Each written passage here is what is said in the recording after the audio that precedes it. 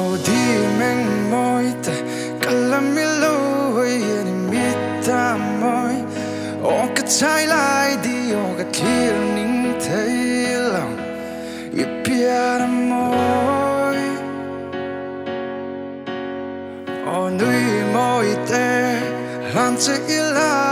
o ka ma ngai na eng tin min chang malung ru sin galung lom na o ka helai leng her moite kalam lo hoila bana vuani lam tu nila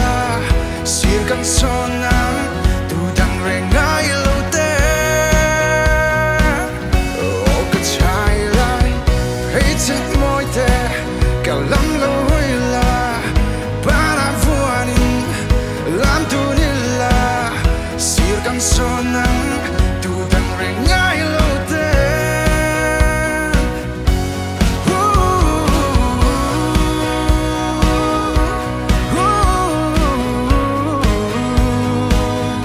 lo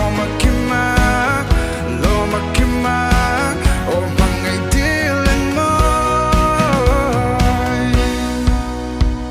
karingai lo sắc ô cả ti mail tra min phân dấu nghe yết thiên lai lúa tu nghe kha đi ca vật xa kê qua cả tai mà nghe yan min lan về lá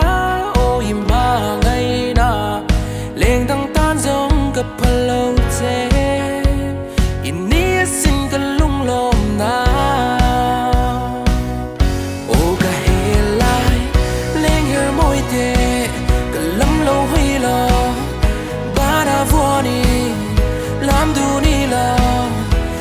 kan sona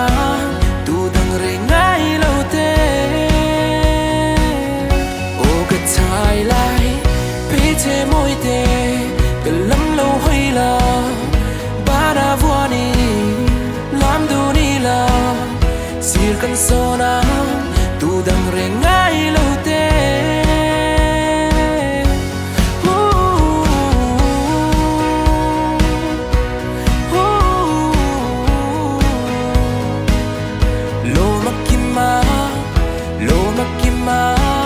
o mangai dilen moi a chen sia mo sa clear nin na har lia mai lovin bin dom vela kla sai reng mo karel thei lo mangai par moi min khia vela lung chim ten ka lo pum nang che sui lung chir zong ta zuam lul lo in nia sin ka lung lom na o ka helai leng her moite kalam lo hoila bana vuani lam tu nila sir kan sonang tu dang rengai lo te o ka chai lai pe che moi te kalam lo hoila bana vuani lam du ni la sir kan sona tu dang rengai lo te